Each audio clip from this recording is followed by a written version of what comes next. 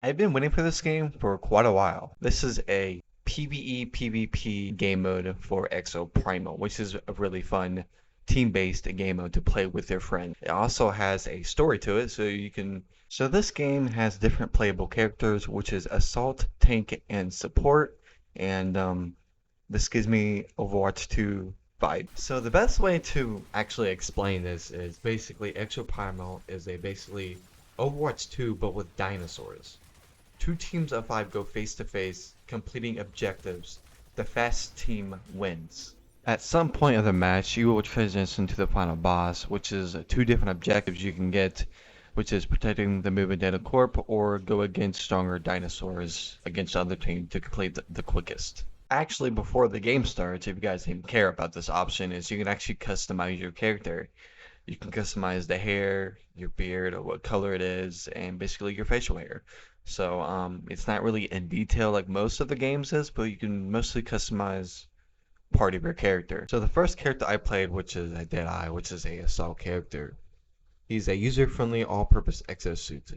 Excels at medium and long-distance combat. He has a super cool LMG that he can just spray bullets and a ability to shoot a beam of light. If you press the left trigger and the right bumper, it does a little grenade launcher, little explosion on the dinosaur you are also shooting. You can also throw a grenade on your right bumper, and different characters have different movement. You can full sprint, you can roll. And my favorite part is you can use this super, and he turns into like a mini mech, and he just starts spraying out of his suit. So the next character is Zephyr. He's a speedy melee-focused exosuit requires depth movement skills to compensate for its light armoring. My first time playing this character, he really felt like a ninja because he just swings his melee so fast. It's actually pretty fun to use. So his super is actually really good for doing a lot of damage. You pop it and it swings pretty fast, and if you're trying to get that last second, a lot of damage in, this is a pretty good super to use. So if I get this dude's name wrong, I'm really sorry. I think the name is called Barrage, an exosuit that excels at using explosives. Its grenades are most effective in tight spaces.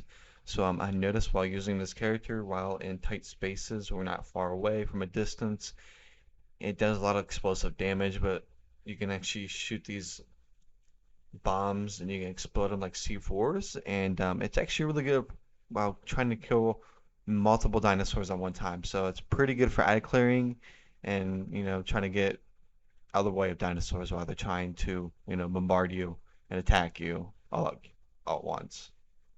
His super is kind of weird. I really didn't get to use it, but it's almost like a thunderstruck. He like slams into the ground with like fire or something and it explodes everything around him. So Roblox is a heavyweight exosuit with supreme durability. Its shield increases the team survivability. So I swear they get these characters from Overwatch because they're literally identical. Like one of his abilities, he can just pull up a shield, then you can fist dinosaurs, and there's one ability where you can fist it really fast, but it's like slow. And his super is like a tornado, which I haven't got to use it much because I always get knocked off the map. So this next person is Vigilant. Sadly, this guy, you have to buy him from the Microsoft Store. I don't know why they put him behind a paywall, but I'm guessing it's for the deluxe edition or whatever. Each category has a locked person behind a paywall, and it's very annoying how games do this. And pretty much it's an exosuit that excels at delivering long-range fire, requires excellent positioning skills and accuracy. When you do the super, it actually makes your shots more stronger and does triple the amount of damage. Then her other ability is she can jump in the air, and she can also shoot a powerful shot from her sniper. So this next guy is called Krieger. He's probably one of my favorite exosuits characters to use because he uses a minigun like the Terminator does, and he also deploys a shield to help around your teammates without getting bombarded by dinosaurs. And the downside is the minigun actually has a cooldown on it, which it's balanced, so I can see why they did that. So his super is actually kind of funny to use because once you pop it, you get launched in the air and you get set a location to where to deploy it. and the dinosaurs like fly around it with like zero gravity, and it's like a tornado, so it looks pretty awesome. So this next character is also behind a paywall, of course, and his name is Marasama, which stands for a katana. It's an exosuit equipped with a massive blade. Use the blade's reach to block and counter enemy attacks. I wonder where that's from. Overwatch 2. So, that reminds me of Genji, where you can just block attacks, and his super is basically, I don't know what his super exactly does, but I'm guessing it does a lot of damage when he swings. So, Witch Doctor is a support player, a support suit that synergizes well with allies and abilities focused on preparing and buffering others. Which this character is a support player, and it was actually really fun because it electrocutes all the dinosaurs and it just does a lot of damage once you pop the super. And basically, it just helps your whole team out and just to get through everything quicker without dying and healing fast. So Skywave is another support character, a support exosuit that can fly in the air equipped with abilities that can hamper enemies' movement, which is really insane.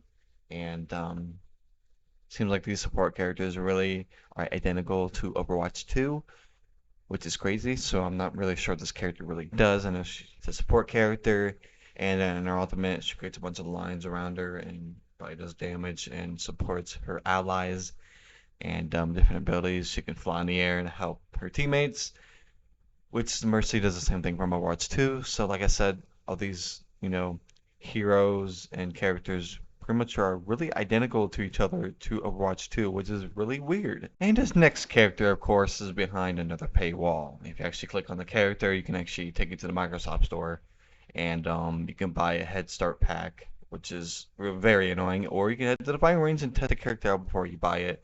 And you get a little cutscene, which is pretty cool. And this character seems really familiar because you can ice skate around. Nimbus is a highly mobile support exosuit with weapons that can switch between damage and healing modes. She can ice skate, she can send off a clone of herself. She also has a move where she can shoot multiple missiles or lasers, and it literally looks like D.Va from Overwatch 2. But I did notice from using her in the firing range, she's actually probably the smooth character in the game right now that I played with in the firing range. But too bad I can't use her in the game because you have to buy her because she's behind a paywall, and there's 3 characters that are behind a paywall, but if you have Game Pass, it's kind of half off. You can get a starter kit, which is pretty annoying. Hopefully they change that. And that's like my only bad thing about this game is that some stuff are behind paywalls and it's very annoying. So this part is gonna very scare me a little bit more because this type of customization is really crazy. So as you level up this character, you get rewards by playing the character and you get coins. But as you more you play the character, you level it up and you get these modules that pretty much make your character stronger. So it's basically gonna give you an advantage over new players, which is kind of bad for this game. And I was hoping this game wouldn't lean toward that direction, but it looks like it kind of is. But I'm not gonna put words in my mouth. That's not true. And also earn skins in game by just playing the game, or you can directly buy them with real money. And what's a new game without a battle pass? Which is actually crazy. I'm not surprised at all.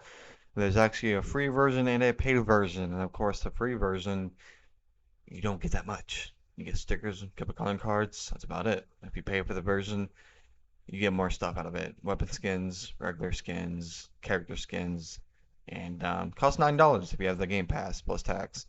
And free and paid both have a tier 50 skin, which is the tier 50 skin for the free version is just red. It actually looks pretty cool, honestly. Didn't like at first, but it looks pretty cool. Then for the paid version of the tier 50 skin, it actually looks pretty awesome. It's a samurai and it looks pretty cool. So as a little final review of this game, it's actually pretty fun. I wouldn't recommend playing this game solo, but it's really fun with friends. And the story campaign I played so far is just pretty normal. It's nothing crazy. Just normal cutscenes, normal gameplay, and I feel like the gameplay of this game is way better than the cutscenes, but the prologue is pretty good. But I'm gonna be really, really honest right here. I don't think it's a worth a $60 or $70 game. Honestly, don't think it's worth that much. But if you have Game Pass, I will go ahead and try it out. Play it for yourself, play with your friends, and if you have Game Pass, I think it's worth it. But I don't think it's worth $60 or $70. To the story, the customization for your character, and the gameplay in the story, I think it delivers a lot of gameplay for Exoprimal, and my thoughts is it's a fun game, but I don't think it's gonna be, a fun game that I can sit down and actually play for hours. I don't know. Um, my mind might change from this, and my thoughts might change from this after, a few seasons or a few updates, and it might change, but as of right now, it's pretty fun playing with your friends. But as a solo player, it's eh. But yeah, don't take my opinion to affect your opinion and play it for yourself. If you guys made it this far into the video, let me know what do you guys think about this game, and if you guys play this or not. Check it out in Game Pass, and this is not sponsored. I'm actually just making this video on my free time just for fun because I love making these type of videos.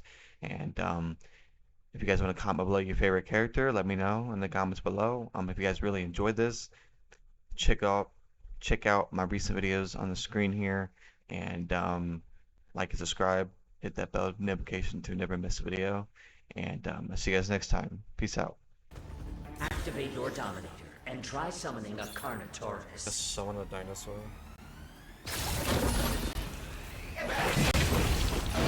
Holy shit, T-Rex! I'm a fucking dinosaur! Weapon asset and destroy the dummy suits. Bar.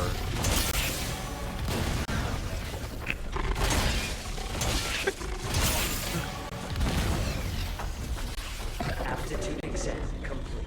Exemplary. Congratulations. It's okay to be jealous.